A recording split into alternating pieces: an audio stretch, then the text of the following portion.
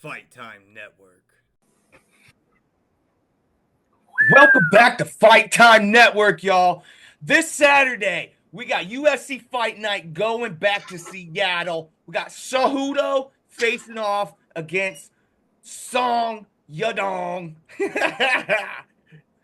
This has been a wicked card. Like 6 fights have been canceled. Me and Lee are just gonna go throw 6 fights at you we think are still going down. Who really knows? This one Hopefully kind of nobody had gets injured. What'd you say, Lee? So hopefully nobody gets injured. And who knows if these fights are even accurate at this given time. We shall see. All righty. So for us, starting out our 6 fights, we got Ian Kutalabe, 18-10, coming against Ibo Aslan. Kutalabe is only 31. I thought he was a little older than that. But Aslan is looking nasty. Big striker, 100% takedown defense. He's averaging 8.34 strikes a minute, Lee. Yeah, 14-1. Ultimately, he's coming in here. He's been very active in 2024. Kutalaba has not really had the activity, whether it's due to injury or whether getting fights lined up or the constant cancellations that we're seeing for Washington. But yeah, Aslan ultimately is coming in the more active. He's got the better finishing rate. He's got that great takedown defense, although Kutalaba is not going to be looking to take him down. Right. But I certainly think the favor is in to Aslam. Respectively, it makes sense, and he has a clear path to victory. Oh boy! Even though include Talabe, coming off 2 straight decisions, knocked out Tanner Boser back in 2023. I've just never liked his style, man. Truthfully, the way he fights, his pace. I don't know. I really haven't seen too much on Ibo Aslan. Yeah, he fought twice last year, got 2 knockouts. Round 1 really quickly in his last one. Knockout in round 3 back in March of last year. That shows you can go the distance, keep enough in the gas tank to still finish somebody in the later rounds. The odds here are really good, y'all. If you want to get into them early, Kutalabe is a plus 125, minus 150 for Aslan. I feel like it should be a little closer here on the odds, maybe even close to a natural minus 100 or minus 100. But truthfully, from the stats, Lee, you got to go with Aslan. When you're looking at it on paper, you really do.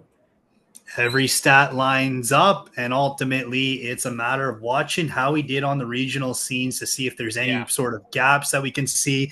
But as far as you can see from the stats, man, it's looking great for Aslam. It's going to be a challenge for Kutalaba, although he has faced those before and prevailed.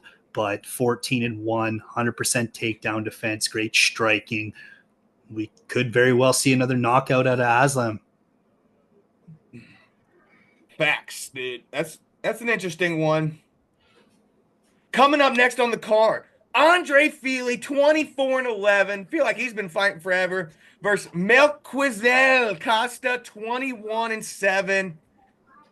Oh, Andre Fili, up, down, up, down, up, down. Can't really get a momentum going. Same with Costa. Both of these guys are coming off some weird losses in the last year or two. It's really hard to place. They've looked different coming out. Each fight is a different look at them, too, also. So it's not like you can match up a couple fights, boom, boom, boom. Here's what we expect to see, because they'll come out this fight, look this way, come out. It's almost like they come out with a different game plan, and they just stick to that game plan. They never mix anything they learned from the other fight.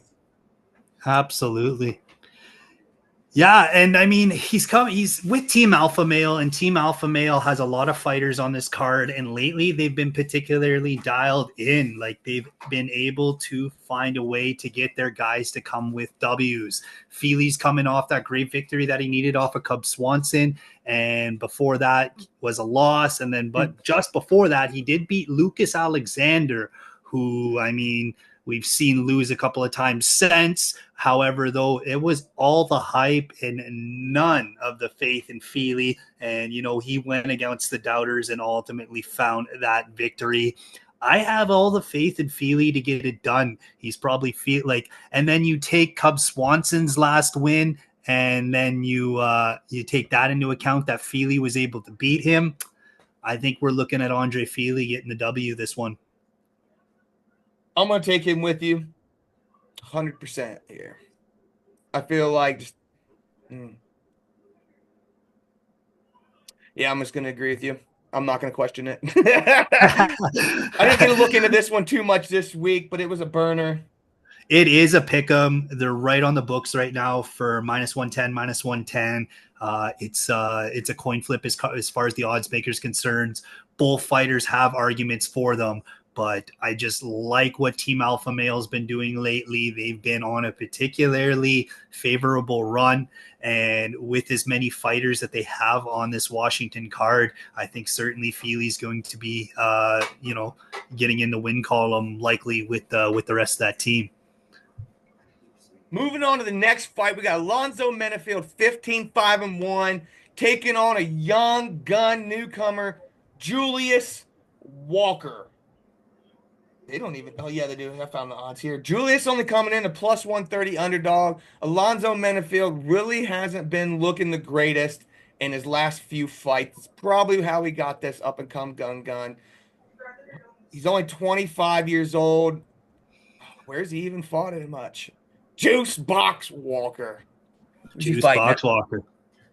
So he came off a peak fighting, got some nice ground and pound, 3 straight finishes, coming off some lower promotions, 4 straight finishes, 5, 6, 6 straight finishes at 205. Ooh, almost all round one. Then he got coming in the UFC and get paired up against Alonzo Menafield. Yeah. I think experience is going to prevail on this one. Ultimately, Manafield did drop his last 2, but they were to like world beaters, man. Carlos Alberg. And as we saw last night with Rodriguez and Cannonier, experience can definitely play a huge factor in getting a fight figured out in that path to victory. So Julius Walker's making his UFC debut. He's getting introduced to the lights in Washington. His first debut isn't at the Apex; it's in a large arena, and ultimately he's going to experience the feel of the UFC for the first time, where Minefield is trying to snap a 2-fight skid against very, very tough opponents, and ultimately the experience of Minefield, I think, is going to be the difference in what decides the victor in this one. I'm going to agree with you 100% actually on this. So I feel like Menafield has a good reason to make a good bounce back. And it's against a 25-year-old upcomer. I mean, it's at 205. These are both some big dudes, man. Hopefully Menafield doesn't walk in, at least still respects him a little bit. If not, I could see him seriously getting knocked out. So, I mean, he's 15-5. He's been in the UFC a long time. Got his win over Jacoby and Crew. And Jacoby has been looking great lately. Oh, absolutely. Taking out Petrino, man, that definitely rose his stock quite a bit. Lots of people are investing in Jacoby now, and to have a win over him definitely ages well. Taking the vet over the young gun here, no doubt. That's how it's going to play out here up in Seattle. Next, we got Gene Silva, 14-2 versus Melsik Baghdad-Sadian, 8-2. This is a barn burner, my friend. This was really hard, even looking at the stats and everything, to come up with an actual winner here. Gene Silva is very favored, and there's his reasons why. I mean, why shouldn't he be? Absolutely. I don't think it's 4 that hard, wins over man. Dober, You got Wilson. Silva. He's got finishes against Dober, Charles Jourdain, and Weston Wilson. And actually, in that debut fight against Weston Wilson, he was losing in the first round. Like, Weston Wilson was landing it, and he comes back with this elbow out of nowhere and just puts him right down. That's when I hopped on the John Silva train, Gene Silva, and then he takes out, one of my guys in Canada, man, Charles Jourdain. Everybody loves Charles Jourdain up here, and even when Charles Jourdain was like, oh, you know what? Silva is just a dog, man. He's part of that Fighting Nerds team there with Kai Bahario. And those guys are just on fire lately, man. Those guys, I mean, Kai Bahario beat Cannonier, who won last night. Jean Silva's got those 3 names in his resume. So I think it's all Silva in this one. 100%. I feel like it's going to be a one-way street, is what it is.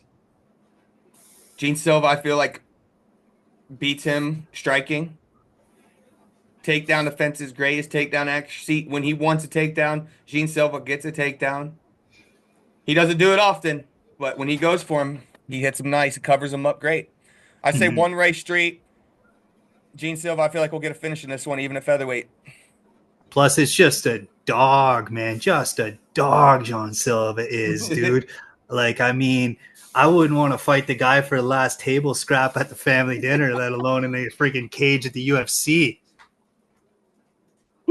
Definitely not. Moving on to my most fucking wow. Messed that all up. On to Brendan Allen, 24-6 against Anthony Fluffy Hernandez, 13-2. Brendan Allen somehow coming in at a plus 240, plus 250 underdog against Anthony Hernandez. And I don't really see the reason why, but Anthony Hernandez isn't going to take the Brendan Allen down like he did against Miguel Pereira. Oh, absolutely. This is way more of a challenge for Hernandez than plus 340 on the books would lead you to believe. Like when we go back and you look at the resume of Brendan Allen, you've got Alvey, Malkoun, Jocko, Muniz, Paul Craig, Chris Curtis, Bruno Silva. And those are all in a row. Those are all in a row. And then he's got one loss to Imavov, who just knocked out Israel Adesanya. I think Brendan Allen should be not only favored more on the books definitely have it wrong. So jump on that mistake, man, that there is a major argument for Brendan Allen to win this fight. Anthony Hernandez is no walk in the park, man. He's faced stiff competition too. But yeah. I think Brendan Allen is gonna come back from that Imavov loss with a way better game plan. We know he's a game fighter. We know he can put it together. We know he can mix it up. We know he could figure it out through adversity. Brendan Allen. I'm taking him too.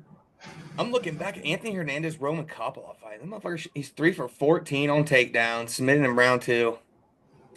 So I just don't see any reason why Brendan Allen will not be able to defend him grappling. And both of them are pretty decent on the feet. I mean, Brendan Allen's not a showcase, don't get me wrong, or anything like that on the feet, like Anthony Hernandez has been, but he's just so confident in his grappling that the holes in his striking aren't that bad. Because, I mean, ultimately, if he overextends, he could come back and get a hold of you. He's not scared to be on the ground. And I don't think Hernandez is going to pose that much of a threat. If Allen can find his way in to close the distance consistently and finds that proper path, ultimately it will be a long co-main event for Anthony Hernandez. I'm going to agree. This is a banger. I'm going to go with Allen, though, just because of the odds. Plus 240, plus 250 is way too high to not put a little bit of sprinkle on him, no matter what, or just go big on it. Because in the end, I feel like Anthony Hernandez is going to keep shooting them takedowns, and Allen's going to end up on top at some point. Anthony Hernandez is going to get lost in the grappling. Win or lose, it's a smart bet. Moving on to your main event for UFC Fight Night in Seattle. Henry Cejudo, Triple C, taking on the Song Yadong. Scary kid. Has the whole package, man. His takedown defense 72%. Likes to shoot his takedowns himself every now and then. In the size discrepancy, 5'7" versus 5'3", 3 inches short. But Cejudo's been playing that game since he's been messing around in bantamweight. As nothing new to him. I just don't. Cejudo should just be tired after Aljamain. Yeah. Yeah, I agree with you on that. I think it's Song Yadong on this, and the reason for that is Song Yadong's coming again. He's one of those team alpha male guys that are on this card, and the Team Alpha Male coaching staff has really put it together as of late. They've really been able to find ways for their guys to win. And ultimately, I think Merab and Aljo have set the blueprint of how you can beat Henry Cejudo, and that blueprint's readily available to Uriah Faber and all the other guys at Team Alpha Male, and guaranteed they've set up every gap that they've seen in both those fights in the head of Song Yadong. He's going in there. Not only is he going in there with that knowledge from what Merab and Aljo have set up, but he's also younger. He's also at a different part of his career, and he's also still got that hunger, man. There's a little bit more to go back to that Cejudo has than Song, and Song still, trying to make that argument as a championship contender. Oh yeah. Couldn't explain it any better, Lee. Alrighty, y'all. Well, that is your breakdown for the upcoming UFC Fight Night in Seattle this upcoming Saturday. Still some fire. We might have some dope fights announced last minute. You never know. Things will get changed around. So just take our card, what we made, for what you're going to get. On Tapology, there's still Rob Font and Matsumoto that's listed Yeah. on there. I don't know what's happening to that. I think Font was supposed to have a different opponent, but if they throw that one on there, that's going to be a freaking banger as well, man. That'll be a highlight reel one. Alrighty, y'all. See y'all next week. Woo! Fight Time Network.